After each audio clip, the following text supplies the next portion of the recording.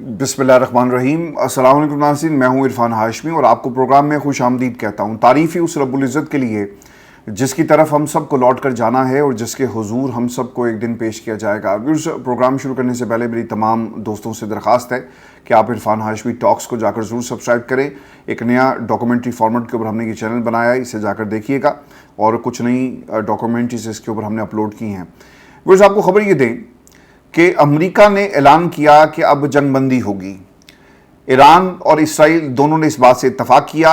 Iran को 5 घंटे दिए गए जबकि इसराइल को 12 घंटे दिए गए। शायद अमेरिका को इस बात का यकीन था कि ईरान हमला करेगा और दूसरी तरफ ये भी ख्याल किया जाता है कि इसराइल को एक विंडो देनी थी अमेरिका की तरफ से कि अगर वो हमला करना चाहे तो कर सकता है, क्योंकि बाद में हमने तो ऐलान कर दिया। लेकिन शायद उन्हें ये बात मालूम नहीं थी कि ईरान भरपूर तरीके से जवाब देगा, क्योंकि इसराइल की तरफ से भी हमला किया गया है। जो खबर आ रही है इसके मुताबिक जंगबंदी की खिलाफ वर्जी का इल्ज़ाम, फ़ौज को ईरान पर हमले का हुक्म दिया है इसराइली वज़ीर दिफा की तरफ से। और इसराइली मीडिया ये रिपोर्ट कर रहा है कि जंगबंदी नफाज के चंद घंटों के बाद ईरान की जानिब से इसराइल पर मिसाइल हमला किया गया। ताहम मिसाइल को इसराइली दिफाई निज़ाम ने मार गिराया। इसराइली फ़ौज की तरफ से ईरान की जानिब से मिसाइल दागे जाने के बाद आवाम को अगले नोटिस तक महफूज मकाम पर जाने की हिदायत कर दी गई है, जबकि दिफाई निज़ाम ख़तरे से निपटने के लिए फ़ाल है। इसराइली वज़ीर दिफा ने भी ईरान पर सीज़ फायर की खिलाफ वर्जी का इल्ज़ाम आयद करते हुए कहा कि फ़ौज को ईरान पर हमले का हुक्म दे दिया गया है। दूसरी जानिब ईरानी खबर रसां एजेंसी के मुताबिक ईरान ने जंगबंदी खिलाफ वर्जी के इसराइली दावे की तरदीद करते हुए कहा कि जंगबंदी नाफिज होने के बाद इसराइल पर मिसाइल हमले की खबर झूठी है। और ये तमाम उस वक्त हो रहा है जब डोनाल्ड ट्रंप ने दोनों मुल्कों को खामोश रहने के लिए और पीछे हटने के लिए उनको ये हुक्म, आप तो नहीं कह सकते इसराइल के हवाले से, लेकिन ऐलान उन्होंने ज़रूर किया, क्योंकि ईरान अमेरिका के हवाई अड्डों के ऊपर उन्होंने हमला किया, जो बेसिस थे उनको निशाना बनाया। तो ईरान यकीनन अभी भी इस पोजीशन में है कि अगर अमेरिका दोबारा से हमला करेगा तो इसका भरपूर तरीके से जवाब दिया जाएगा। व्यूअर्स, जो अब तक की इतलात हैं इनके मुताबिक जो यकीन दहानियाँ करवाई गई थी इसको सबोताश किया गया है इसराइल की तरफ से और वज़ीर दिफा उनके कह रहे हैं कि हम हमला करेंगे। लेकिन अब खबर ये आ रही है, जब मैं ये प्रोग्राम रिकॉर्ड कर रहा हूँ पाकिस्तान में शाम के 6:40 हुए हैं और इस वक्त ये खबर अपडेट हो रही है कि ईरान का जंगबंदी की खिलाफ वर्जी का इल्ज़ाम, ट्रंप के बयान के बाद इसराइल की मजीद हमले ना करने की यकीन दहानी। तो वज़ीर दिफा साहब जो हैं वो कुछ और कह रहे हैं और BBC को उन्होंने कुछ और बताया। और ये रिपोर्ट किया जा रहा है नेतन्याहू को कोट करके नेतन्याहू के दफ्तर से जारी बयान को रिपोर्ट किया गया BBC की तरफ से, और वो ये कहते हैं कि जंग बंदी की खिलाफ वर्जियों के जवाब में तेहरान के करीब एक रेडार लाइन को निशाना बनाया गया है। नेतन्याहू के दफ्तर से जारी होने वाले एक बयान में कहा गया कि ईरान ने इसराइल पर एक मिसाइल मकामी वक्त के मुताबिक 7:06 पर दागा, जबकि जंगबंदी के नफाज के बाद 10:25 पर 2 मिसाइल दागे गए। बयान में कहा गया कि इसराइली वज़ीर-ए-आज़म की अमेरिकी सदर डोनाल्ड ट्रंप से बातचीत के बाद इसराइल ने मजीद हमलों से गुरेज किया। और बयान में मजीद ये कहा गया कि टेलीफोन पर अमेरिकी सदर ट्रंप ने इसराइल की बेपनाह तारीफ की, जिसने अपने जंगी अहदाफ हासिल कर लिए। अब जब सहाफ़ियों ने डोनाल्ड ट्रंप को रोककर ईरान और इसराइल की जंगबंदी के हवाले से सवाल किया तो उन्होंने काफ़ी मायूसी का इजहार किया और काफ़ी गुस्से में भी थे। उनकी बातों को देखकर ऐसा लगता है कि डोनाल्ड ट्रंप इस पूरी सिचुएशन से खुश नहीं है और इसराइल का जो उन्होंने साथ दिया वो इस पर भी पछतावे का इजहार कर रहे हैं। उन्होंने दोनों मुल्कों के लिए जो अल्फाज इस्तेमाल किए, सोशल मीडिया पर रिपोर्ट हो रहा है, मैं यहाँ नहीं चला सकता क्योंकि अल्फाज कुछ ऐसे हैं, लेकिन जो उन्होंने बातें कही उसमें आपको एक मायूसी नज़र आएगी कि डोनाल्ड ट्रंप ये समझते हैं कि उन्होंने अपनी सरकार को ख़तरे में डाल दिया। उनके मवाक़ज़े की बात हो रही है, इम्पीचमेंट की बात लोग कर रहे हैं। इसके साथ साथ उनकी अपनी पार्टी के अंदर एक बगावत का माहौल है। लोग उनसे पूछ रहे हैं कि तुमने कांग्रेस से इजाज़त क्यों नहीं ली और तुम होते कौन हो?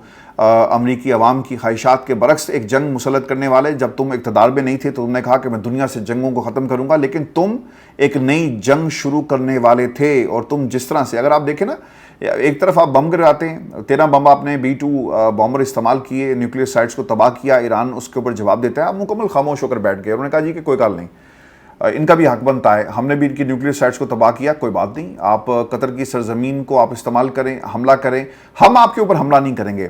तो एक तरह से मुझे व्यूअर्स जो लगता है ना कि ये डोनाल्ड ट्रंप के लिए एक सेफ पैसेज था जो उनको मिला और उसके बाद उन्होंने ये बयान जारी कर दिया। अब देखें अब डोनाल्ड ट्रंप कह क्या रहे हैं। जो उनसे जब सवाल ये हुआ, डोनाल्ड ट्रंप ये कहते हैं कि इसराइल और ईरान दोनों ने जंग बंदी की खिलाफ वर्जी की, ईरान इसराइल दोनों से खुश नहीं।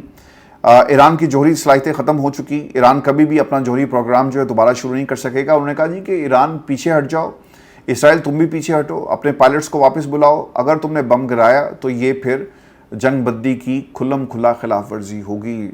एक तरह से सालिस का किरदार अदा करने की कोशिश कर रहे हैं, और जिस तरह से उन्होंने अपनी हुकूमत का आगाज़ किया कि मैं दुनिया से जंगें ख़त्म करूँगा, और यहाँ तक उन्होंने कह दिया कि यूक्रेन की जंग बाइडन नहीं ख़त्म करवा सका, मैं ख़त्म करवा के आपको दिखाऊँगा। इसराइल की जंग बाइडन ख़त्म नहीं करवा सका, मैं आपको ख़त्म करवा के दिखाऊँगा। और अगर आपको याद हो व्यूअर्स, अपने इब्तदा में जब इन्होंने हल्फ उठाया और उसके बाद इन्होंने ऐलान किया था कि इसराइल को हम कहेंगे कि गज़ा के अंदर फौरी तौर पर बमबारी जो है उसे बंद करे और उनको उनका हक दिया जाए, लेकिन उसके बाद क्या हुआ, एक ऐसा प्लान तरतीब दिया गया जो बाइडन हुकूमत के दौर में था, जिसे मिलिटराइज आपने किया, बनाया उन्होंने, अमल दरामद आपने इसके ऊपर करवाया, तो आप भी उतने ही इसके अंदर मुजरिम हैं जितनी बाइडन सरकार थी गज़ा में फ़लस्तीनियों के ख़िलाफ़ और ईरान की सालमियत में इसराइली जंग में जो आपने किरदार अदा किया। और अगर आप सालिसी का किरदार अदा करें और एक गुड कॉप बनने की कोशिश करें तो दुनिया आपके इस चेहरे को कभी भी और इस रोल को कभी भी एक्सेप्ट नहीं करेगी। वो कतर ने ईरानी सफ़ीर को तलब किया, इसके बाद ईरान ने अपना मौक़िफ़ रखा कि ये हमारा हक़ है कि हम अपना दिफा करेंगे, अगर आपकी सरज़मीन को ईरान के ख़िलाफ़ इस्तेमाल किया जाता है तो आपको भरपूर तरीके से इसका जवाब दिया जाएगा। मैं आपको व्यूअर्स ये भी खबर दे दूं कि इसराइल ने मकामी वक्त के मुताबिक सुबह 9 बजे ईरान पर हमला किया, और इसराइल का ईरान पर सीज़ फायर की खिलाफ वर्जी का इल्ज़ाम और जवाबी कार्रवाई का हुक्म दे दिया, और फिर वज़ीर दिफा साहब ये मैदान में आ गए। लेकिन दोनों तरफ से आपको एक गम गुस्सा जो है वो ज़रूर नज़र आएगा, और उन दोनों की ये कोशिश है कि किसी तरह ये दोबारा से जंग जो है इसका आगाज़ ना हो। लेकिन ख़तरा मौजूद है, और किसी भी वक्त ये सीज़ फायर ख़त्म हो सकता है, जंगबंदी का जो ऐलान किया ये भी ख़त्म हो सकता है, और ईरान और इसराइल दोनों एक दूसरे के ऊपर हमला कर सकते हैं। व्यूअर्स, मैं आपको एक ख़बर ये भी दे दूँ, ये बहुत ही इंपॉर्टेंट ख़बर है। अमरीकी ऐवान नुमाइंदगान के अमले के लिए व्हाट्सएप के इस्तेमाल पर पाबंदी। अब ये पाबंदी क्यों लगाई गई? खबर के मुताबिक एक रिपोर्ट कांग्रेस के चीफ एडमिनिस्ट्रेटर ऑफिसर CAO की जानिब से 23 जून को अमले को हदायत की गई कि ऐवान नुमाइंदगान हाउस ऑफ रिप्रेजेंटेटिव की डिवाइसेस में मैसेजिंग ऐप को इस्तेमाल करने की इजाज़त नहीं होगी। मोबाइल डेस्कटॉप या वेब वर्जन्स किसी भी शक्ल में अमले के अरकान व्हाट्सएप को इस्तेमाल करने से रोक दिया गया। रिपोर्ट के मुताबिक CEO की जानिब से एक ईमेल में कहा गया कि साइबर सिक्योरिटी ऑफिस की जानिब से कहा गया कि व्हाट्सएप सार्फिन के लिए बहुत बड़ा ख़तरा है, चूँकि इसकी जानिब से ये वाज़ेह नहीं किया जाता कि सार्फिन के डेटा का तहफ़्फ़ुज़ कैसे किया जाता है। स्टोर डेटा इंक्रिप्शन दस्तियाब नहीं, जबकि इसके इस्तेमाल से सिक्योरिटी के खदशात आपको ज़रूर मिलेंगे, ख़तरात का सामना हो सकता है। ईमेल में माइक्रोसॉफ्ट टीम्स, सिग्नल और आई मैसेज और फेस टाइम को व्हाट्सएप की काबिल कबूल मुतबादिल करार दिया गया है।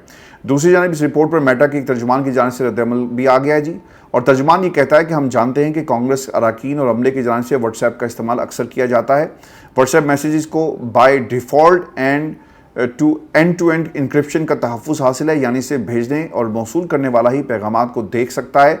व्हाट्सएप कंपनी को अभी तक इन तक रसाई हासिल नहीं है। तो ये एक हाउस ऑफ रिप्रेजेंटेटिव के हवाले से एक इंतहाई अहम खबर थी, और इसके ऊपर जो उनका बयान भी आ गया। मैं आपको फिर से एक और ख़बर भी दे दूं, और ईरान ने इस हवाले से जो हमला हुआ कतर का, इसके ऊपर जवाब आ गया। कतरी वज़ीर-ए-आज़म ये कहते हैं कि ईरानी हमले पर हैरत हुई, ये दोनों ममालिक के ताल्लुकात पर असर डालेगा। दोहा में लिबानी वज़ीर-ए-आज़म के साथ मुश्तरका प्रेस कॉन्फ्रेंस में कतरी वज़ीर-ए-आज़म ने कहा कि कतर की एक रियासत पर हमला नाकाबिल कबूल और सफारती आदाब की खिलाफ वर्जी है। ईरान के हमले पर हमें हैरत हुई, कल जो हुआ वो कतरी अवाम के लिए धचका था, इस हमले की मज़म्मत करते हैं। हमले कतर और ईरान के ताल्लुकात पर असर डालेंगे, मगर उम्मीद है कि हमसायगी पर मबनी ताल्लुकात का नुकसान नहीं पहुँचेगा। भाई, अगर आप इस जोगे होते ना तो आप कब का बदला ईरान से ले चुके होते, और आपने अपनी कौमी गैरत को अमेरिका के यहाँ गिरवी रखवा दिया। जब आपने ये बेसिस अमेरिका के हवाले की थी ना, आप उस वक्त कहते कि हम आपको अपनी बेसिस किसी सूरत भी आपके हवाले नहीं करेंगे, लेकिन जब उन बेसिस को एक मुसलमान मुल्क के ख़िलाफ़ इस्तेमाल किया जाएगा तो जहाँ से बम गिराए गए, लॉन्च किए गए, जहाँ से उन बेसिस से हवाई जहाज़ उड़ाए गए, फिर उन बेसिस को ही टारगेट किया जाता है। तो कतर की तरफ से जी एक ऐलान ये ज़रूर हुआ, लेकिन होना कुछ नहीं है, और ये सिर्फ इंतज़ार कर रहे हैं। अमेरिका का ऑब्वियसली अमेरिका की ये बेस थी, अमेरिका ये सिर्फ स्टेटमेंट्स दोनों तरफ से आपको सुनने को मिलेंगी, इससे ज़्यादा ये कुछ नहीं कर सकते, और यही इनकी औकात थी। इन्होंने अपनी बेस को किराए के कातिलों के हवाले कर दिया, اور انہوں نے مسلمان کی ایک ملک کی بیس کو دوسرے مسلمان کے خلاف استعمال کیا. یہی ان لوگوں کی حقیقت ہے. اس میں آپ کو یہ بھی خبر دے دوں کہ 9 مئی کے کیسز کے اندر عمران خان کی 8 مقدمات میں ضمانت جو درخواست کی تھی اسے مسترد کر دیا گیا، اور کافی انتظار کے بعد یہ فیصلہ جو ہے وہ دیا گیا. پاکستان کی میڈیا نے تو جی اسے 3-4 لائنوں کا رپورٹ کیا ہے. شہباز علی رضوی کی سربراہی میں 2 رکنی بینچ نے یہ فیصلہ سنایا. کل یہ محفوظ کیا گیا تھا، آج یہ سارا دن انتظار کرتے رہے اور اس کے بعد یہ فیصلہ سنایا گیا. اور فیصلہ سناتے ہوئے عمران خان کی 9 مئی کے 8 مقدمات میں ضمانت کی درخواستوں کو مسترد کیا، اور جناح ہاؤس اور عسکری ٹاور جلاؤ گھراؤ کے مقدمات ہیں جن میں یہ جو ضمانتیں ہیں انہیں مسترد کیا گیا. اچھا، میرے لیے نا آج کا دن بہت ہی تکلیف کا اس لیے بھی اور آپ دوستوں کے لیے بھی ہوگا کہ پاکستان کا جو نظام عدل ہے مکمل طور پر کمپرومائز ہو گیا. اگر پاکستان کے اندر کوئی یہ سمجھتا ہے کہ اسے اس نظام سے انصاف ملے گا تو بھائی اگر آپ ان کے قبیلے سے ہیں نا تو پھر انصاف چل کر آپ کے پاس آئے گا، اور اگر آپ ان کے اینٹی قبیلے سے تعلق رکھتے ہیں تو پھر انصاف آپ کو نہیں ملے گا اور آپ دربدر ہوں گے. آج پاکستان کے ایک سابق وزیر اعظم کے ساتھ یہ سلوک ہو رہا ہے کیونکہ ان کو معلوم ہے کہ اگر ہم نے عمران خان کو انصاف دے دیا تو پھر یہ پورا نظام جو ہے وہ لپیٹ دیں گے. اچھا، انہوں نے کیا جو طریقہ واردات تھا، میں علیمہ خان کی گفتگو بھی آپ کو سنواؤں گا چونکہ انہوں نے عمران خان مائنس کی بات کی ہے اور بڑے دکھ کا اظہار بھی کیا. پاکستان کے اندر نا تمام اداروں کو نا کرپٹ پریکٹسز کے تحت اور مطابق اس وقت چلایا جا رہا ہے، اور دوسری طرف کام یہ انہوں نے کیا کہ تمام اداروں کے سربراہان کو جو ڈیزرو نہیں کرتے تھے انہیں کرسیوں پر لا کر بٹھا دیا بطور رشوت. تو اب وہ کر کیا رہے ہیں؟ ایک آئینی ترمیم آپ نے کی، اس ترمیم کے ذریعے الیکشن کمیشن آپ دیکھ لیں، سپریم کورٹ آف پاکستان میں آئینی بینچز دیکھ لیں، آپ سپریم کورٹ کا جو بنیادی ڈھانچہ ہے آپ اس کو دیکھ لیں، اسلام آباد ہائی کورٹ کو دیکھ لیں، ٹرانسفر والے معاملے کو اٹھا کر دیکھ لیں. جہاں جہاں بھی ان کے لیے رکاوٹیں تھیں ان تمام رکاوٹوں کو اس لیے ختم کیا گیا تاکہ عمران خان کے کیسز کا فیصلہ نہ ہو جائے. اگر عمران خان کے کیسز کا فیصلہ ہو گیا تو وہ پورے اس نظام کو لپیٹ دے گا، اور یہ بات تمام لوگ جانتے ہیں، چاہے وہ پاکستان کی اسٹیبلشمنٹ یا پھر پاکستان کے اندر ایک چھوٹا سا ادارہ اس کا سربراہ بھی ہے نا، اسے بھی یہ بات معلوم ہے کہ عمران خان ان کا کیا حشر کرے گا. آج علیمہ خان نے ایک بات کہی اور وہ یہ کہتی ہیں کہ میرا خیال ہے کہ مائنس عمران خان ہی ہو گیا ہے. اڈیالہ جیل کے باہر گفتگو کرتے ہوئے ایک صحافی نے جو ان سے سوال کیا اور صحافی نے کہا کہ میڈم بتائیں یہ جو بجٹ تھا یہ کیسے پاس ہو گیا؟ تو علیمہ خان یہ کہتی ہیں کہ مائنس عمران خان ہو چکا. عمران خان نے کہا تھا کہ میری منظوری ہوگی، اس پر انہوں نے کہا کہ میرا خیال ہے کہ مائنس عمران خان ہی ہو گیا. یہ الفاظ انہوں نے استعمال کیے کیونکہ صحافی بار بار پوچھ رہے تھے کہ یہ بجٹ کیوں اور کیسے پاس ہو گیا. صحافی نے ایک اور نے سوال کیا اور صحافی اس موقع پر یہ کہتے ہیں کہ ارکان اسمبلی کہتے ہیں کہ علی امین گنڈا پور بہت طاقتور ہیں، ہم اس کو نہ نہیں کر سکتے. اس پر علیمہ خان نے کہا کہ اگر آپ بوجھ نہیں اٹھا سکتے تو گھر جائیں. خیبر پختونخوا اسمبلی کے حوالے سے ایک ڈیٹ دی گئی تھی کہ ہم 27 تاریخ سے پہلے کسی صورت بھی اس بجٹ کو پاس نہیں کریں گے، اور اگر ہمیں عمران خان سے ملنے کی اجازت نہیں دی گئی تو پھر یقیناً بعد میں اسے پاس کر لیا جائے گا. لیکن ویورز اب خبر یہ آ رہی ہے کہ عمران خان کی منظوری کے بغیر ہی اس بجٹ کو پاس کر لیا گیا، اور یہ بجٹ جو ہے ایسے وقت میں پاس ہوا جب عمران خان جیل میں ہیں اور عمران خان سے ملاقات نہیں کروائی جا رہی. اب آپ کو کسی دلیل کی ضرورت ہے، آپ کو کسی گواہی کی ضرورت ہے، آپ کو کسی ثبوت کی ضرورت ہے کہ کتنے رانگ نمبرز آپ کو ملیں گے. یہ صرف پنجاب کا معاملہ نہیں رہا بلکہ کے پی کے اندر بھی آپ کو یہی معاملات نظر آئیں گے. اور صرف پنجاب کے اندر یہ سب کچھ نہیں ہو رہا بلکہ کے پی اور دیگر ملک کی جو اسمبلیز ہیں جہاں جہاں بھی MNAs MPs جو عمران خان کے نام پر کہیں نہ کہیں پہنچ چکے ہیں وہ عمران خان کا نام تو ضرور استعمال کرتے ہیں مگر عمران خان کے نظریے کے ساتھ چلنا نہیں چاہتے. اب اس کے اندر نا کچھ اور باتیں بھی ہیں بڑی امپورٹنٹ تھی، اور اس حوالے سے جب ان سے سوال ہوا تو علیمہ خان نے کیا باتیں کہی ہیں یہ میں آپ کو بتا دیتا ہوں، کیونکہ علیمہ خان سے بار بار وہاں پہ جو صحافی موجود تھے وہ یہ پوچھ رہے تھے کہ میڈم کیا عمران خان کو سیاست سے مائنس کر دیا گیا، ان کا مشن کیا ہے؟ سیاستدان کہتے ہیں، یہ ان کی گفتگو ہے کہ سیاستدان کہتے ہیں کہ ہم عمران خان کا مشن آگے لے کر چلیں گے. کیا یہ بھٹو زندہ والی بات ہے؟ ہمارا کام ہے کہ عمران خان کو باہر نکالے، وہ خود اپنا مشن آگے لے کر چلیں گے. کیا ان لوگوں کو معلوم نہیں کہ عمران خان کا مشن کیا ہے؟ تو اب پاکستان کے اندر دو چیزیں بڑی خطرناک ہوئی. ایک تو بیرسٹر گوہر سے جب یہ پوچھا گیا کہ کیا بجٹ پاس ہو رہا ہے تو انہوں نے کہا جی مجھے تو معلوم نہیں ہے، 7 دن کا وقت ہے. انہیں پتہ ہی نہیں تھا کہ کے پی اسمبلی کے اندر بجٹ پاس ہو گیا.